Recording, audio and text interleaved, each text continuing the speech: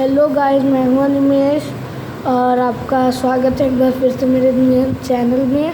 आज हम कंप्यूटर पढ़ेंगे, तो चलिए स्टार्ट करते हैं। और जैसे कि आप लोगों को सब लोगों के मन में डाउट होता है कि मैं कौन से स्कूल किया वो कर रहा हूँ, तो ये धवल स्कूल का है। ये मैं कोई स्पेसिफिक नहीं बता रहा हूँ, सिर्फ धवल वाले ही पढ़ें, धवल वाले पढ़ें, नॉर्मल भी पढ़ें, क्योंकि इसमें सारी कंप्यूटर्स का वो रहता है। और अब स्टार्ट करते हैं। ये देखिए कुछ ऐसा है फ्रंट पेज। फिर हम यहाँ पे आ गए direct characters of a computer. आज हम lesson 1 characters of a computer पढ़ेंगे। ये एक बार आप लोग कंटेंट्स की फ़ोटो ले लें।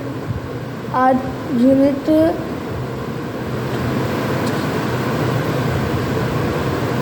6 यूनिट तक है, तो हम लोग ये पहली यूनिट पढ़ रहे हैं। एक एक यूनिट में 2 चैप्टर हैं, कुछ में 2 कुछ में 1। फर्स्ट में 2 है, बाकी में एक है। फिर लास्ट में भी 2 है। फिर उसके बाद है 76 से 78 पेज नंबर पे मॉडल टेस्ट पेपर। ये भी मैं आप लोगों को सॉल्व करवाऊँगा। तो चलिए स्टार्ट करते हैं। और ये बुक मैंने चेक करवाई है मैम से, तो थोड़ी गलती थी, तो वही मैम ने सही किया है। तो चलिए स्टार्ट करते हैं। अ computer system is one that constellation of all computer पहला device software operation system CPU and memory device. It is capable of performing various tasks. Some important terms: the computer work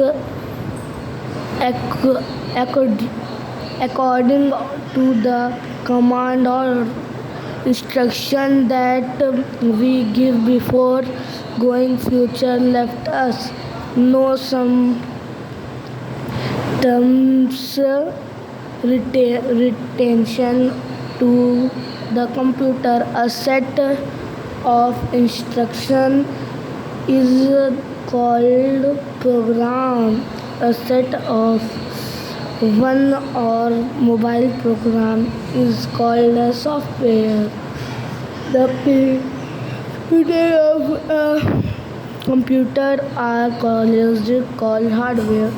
और ये जैसे कि आप लोग यहाँ पे एक फ़ोटो देख सकते हैं, कुछ ये बनी है, यह कंप्यूटर सिस्टम की फ़ोटो है। जैसे कि कहीं यहाँ पे लिखा गया है, कई जगह CPU। ये देखिए कहीं यहीं लिखा था important terms according command program soft और program software is called hardware. Computer system CPU, ये देख सकते हैं आप लोग, यहाँ पे CPU लिखा है। मैंने आपको पहले भी बताया एक CPU का क्या फुल फॉर्म होता है, आप लोग पिछली वीडियो में जाके देख सकते हैं। मैंने CPU DVD सारा का फुल फॉर्म बताया है, शॉर्ट में है वो थोड़ा। तो चलिए बताते हैं। CPU का फुल फॉर्म है सेंट्रल प्रोसेसिंग डिवाइस। ये आप लोग यहाँ पे एक फ़ोटो देख रहे हैं, कुछ इस तरीके की बनी है।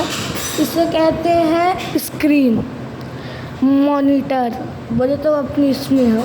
इसे कहते हैं माउस, ये कीबोर्ड, और ये CPU हमारा, ये जो बना है ना, ये CPU है। अभी चलिए,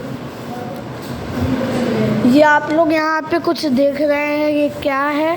पहले इसको मैं आपको समझा देता हूँ, पहले रीडिंग हो जाए, फिर रैम रोम सब चीज़ समझाऊँगा। CD रोम DVD रोम सब समझाऊँगा आज मैं आप लोगों को। और ये कंप्यूटर का चैप्टर थोड़ा लंबा जाएगा। अ computer system refers to a computer and the collection of various devices like speaker, printer, keyboard and scanner। जैसे कि आप लोगों ने देखा यहाँ पे स्कैनर लिखा है, तो कई लोग सोचते हैं कि स्कैनर क्या है, स्कैनर तो हमारे फ़ोन्स में होता है। तो मतलब वो वाला स्कैनर है प्रिंटर में स्कैनर। जैसे कि कोई आपके पास आधार कार्ड, पैन कार्ड, किसी भी चीज़ का आपको अगर प्रिंट आउट करना है तो नॉर्मल जिसमें स्कैनर नहीं रहता उसमें आपको कंप्यूटर में पहले उसकी फ़ोटो ट्रांसफ़र करनी पड़ती है, फिर उसको क्रॉप करके प्रिंट करना पड़ता है। पर स्कैनर की मदद से, आज के ज़माने में स्कैनर की मदद से, स्कैनर ऊपर एक थोड़ा सा स्पेस होता है, उसको खोलते हैं हम, उसमें अपना जो भी रहता है आधार कार्ड, पैन कार्ड, उसको रख के बंद कर देते हैं। और फिर बगल में रहता है कि A4 साइज़, B4 साइज़, वो सब रहता है, तो वो सब हम कर देते हैं, फिर वो प्रिंट हो जाता है ईजीनेस से। तो इसे स्कैनर कहते हैं। Which are use with a computer, these device are also perform device. तो मैंने अब आपको IPO साइकिल भी समझा देता हूँ। IPO साइकिल क्या है तो सिंपली समझाता हूँ, नहीं तो बहुत टाइम लगेगा। इनपुट, प्रोसेसिंग, आउटपुट, इसे कहते हैं IPO साइकिल। इनपुट का मतलब जैसे कि कोई सवाल है, कैसे बताऊँ आप लोगों को, कोई सवाल जैसे कि 20 और 20 को जोड़ना है, तो ये हम डाल दिए यहाँ 20 फिर प्लस फिर 20 हमारे कैलकुलेटर की मदद से। फिर 2 मिनट टाइम लेता है ना कि वो क्या कहते हैं आंसर देने के लिए, तो इसे प्रोसेसिंग कहते हैं। पर आजकल के जो इस समय के कंप्यूटर हैं उसमें ज़्यादा टाइम नहीं लगता, कुछ समय में प्रोसेसिंग हट जाएगा IPO साइकिल से। तो इनपुट, प्रोसेसिंग मतलब उसको समझेगा कंप्यूटर, फिर आउटपुट आपको आंसर देगा। और चलिए पढ़ते हैं। For operation of a computer system, input is a spade. देख लीजिए वही चीज़ लिखी है जो मैंने आपको समझाई है यहाँ पे, वो थोड़ा लंबा खींच के लिखा गया है, देख लीजिए, पढ़ लीजिए। Input is a supply to the computer with the use of a keyboard, a mouse, a microphone और other input devices। मैंने जैसे कि आपको बताया नहीं कि क्या किस चीज़ से इनपुट हम कर सकते हैं, तो इसमें आपको लिखा पड़ा है processing is done inside the computer, the central processing unit. CPU processing is the converter of the input। फिर स्टोरेज है, फिर रैम एक्सेसरी है, रैम भी हम भी समझाना है, रोम भी समझाना है, रीड ओनली मेमोरी है ये, और ये है random accessory memory. Storage refreshed to the saving of information for later use, information is stored in the memory of a computer. There are generally 2 types of computer: primary memory, fastest, smallest and expressed type। अब चलिए random memory समझा देते हैं।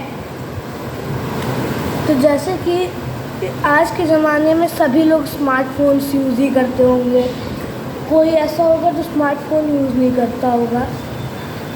तो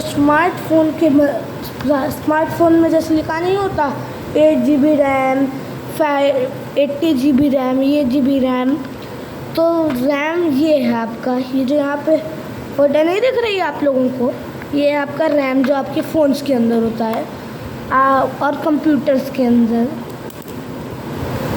Random accessory memory, RAM, it is the type of memory which is available to use for program and processing when the computer is on. It is the fastest memory and used in many devices. In memory is volatile in nature, which means that the information storage in it is automatically easily when the computer turn off। और जैसे आपको इसमें ये फ़ायदा नहीं मिलता है, इसमें कंप्यूटर जब स्टार्ट रहेगा तभी इसमें ROM में क्या कहते हैं मेमोरी सेव रहेगी। जैसे ही शट डाउन होगा कंप्यूटर, सारी डाटा मेमोरी उड़ जाएगी। और रैम में एक चीज़ का फ़ायदा है कि इसमें आप ऑफ कर दे, शट डाउन कर दे, इसमें आपकी मेमोरी नहीं उड़ने वाली। रीड ओनली मेमोरी, रोम हमारा एक स्मॉल डिवाइस होता है। रोम, this type of memory is non-volatile in nature and does not request any power source to return data. The data is not lost when the power is turned off. This type of memory is used in the start process of computer। तो हो गया हमारा एक paragraph. अब 11 minute का हो गया है। अब हम इसको कल पढ़ाएंगे। ये है, फिर उसके बाद ये थोड़ा पढ़ना है, फिर एक्सरसाइजेज आ जाएंगी, फिर कल हम आपको समझाएंगे। और ये रीड ओनली मेमोरी और ये सब, फिर परसों हमारा आ जाएगा एप्लीकेशन कंप्यूटर। तो आज यहाँ पे क्लास को एंड करते हैं। लाइक, सब्सक्राइब, शेयर करिए। मैं इसका पार्ट 2 बना के कल भेज दूँगा। Bye bye.